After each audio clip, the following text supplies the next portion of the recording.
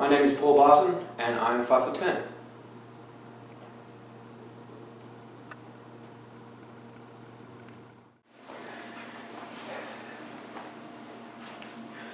Lord Dudley is unsuitable, inexperienced, and unqualified to serve as this country's ambassador to France, a position that requires the utmost in finesse and skill.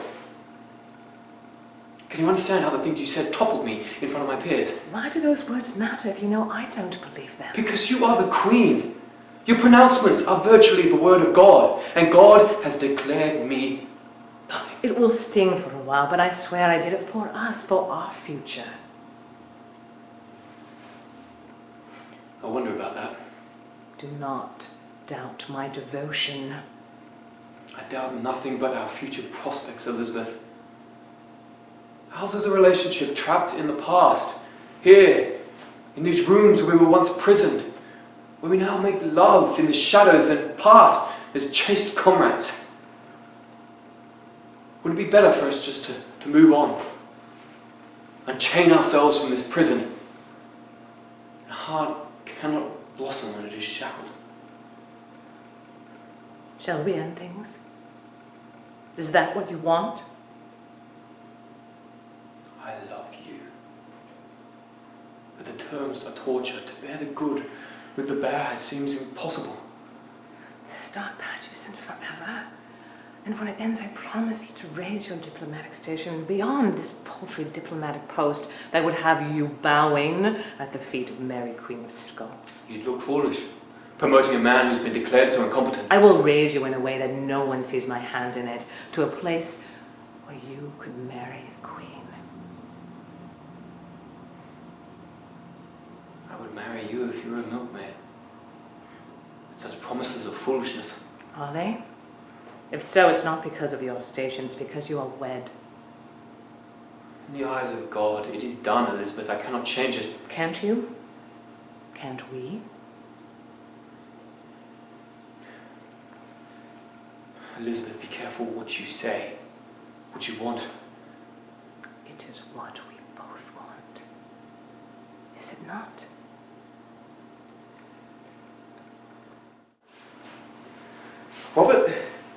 Robert Dudley is unqualified, unsuitable, and inexperienced to serve as this country's ambassador to France, a position that requires the utmost in finesse and skill. Can you understand how the things you said toppled me in front of my peers? Why do those words matter if you know I don't believe them? Because you are the Queen. Your pronouncements are virtually the word of God, and God has declared me nothing. It will sting for a while, but I swear I did it for us, for our future. I wonder about that. Do not doubt my devotion. I doubt nothing but our future prospects, Elizabeth. Ours is a relationship trapped in the past, here, in these rooms where we were once prisoned, where we now make love in the shadows, then part as chaste comrades. Wouldn't it be better just to move on?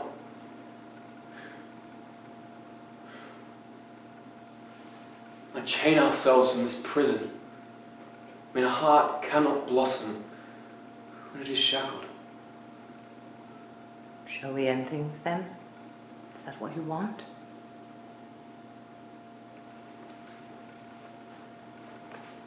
I love you. But the terms are almost unbearable. To bear the good with the bad seems impossible. This dark patch isn't forever.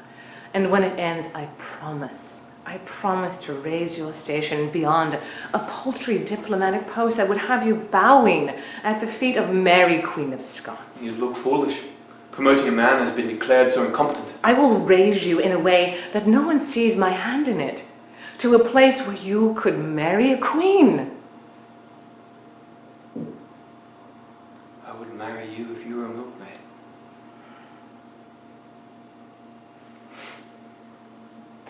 But such promises are foolishness.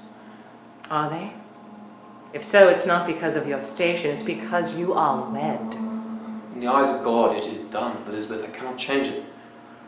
Can't you? Can't we? Elizabeth, be careful what you say, what you want. It is what we both want, isn't it? Someone needs to run the estate. As I am needed here, it falls to you. A wife's role is to provide for her husband, but I can hardly provide for you from the Amy, countryside. this isn't up for debate. Well, because the directive isn't yours, is it? And if not yours, whose? I mean, surely it can't be hers. Where are you going? Well, to seek audience with her, explain how she may have overlooked certain aspects of your comfort and happiness. The Queen of England doesn't have time to consort with every random lady at court. Random? I'm the wife of her most valued advisor. I mean, not that she's ever made an effort to know me or even inquire about my well-being. This isn't about you. She rules, utterly alone.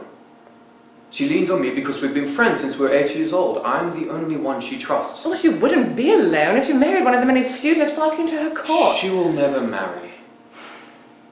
Not after watching her father execute her mother. She knows that to marry a king means giving up her power, maybe even her life. So she rules, in her own right. As unique as she is fierce, as powerful as she is wise. In and out of her element, she's amazing to behold. You know, yesterday I was walking through the garden. I overheard Lady Reardon relaying a story. It was about the Queen and one of her rumoured favourites, and the great lengths that they go to keep their affection a secret. Supposedly, this man waits in the banquet hall, hidden beneath a brocade tablecloth. When Elizabeth sits down to partake of a meal, he slowly, silently crawls up the layers of her skirts, pulls her undergarments aside, and plays her parts like a musician works a flute. Is that you, Robert? Or does she love another? Or does she play you like her favorites play her body? Are you on your knees for her? I love her. I have loved her for years. Before I met you. During? Yes. During. And still.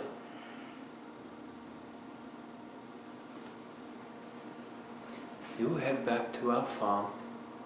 You will tend it, and you will obey your husband and your queen.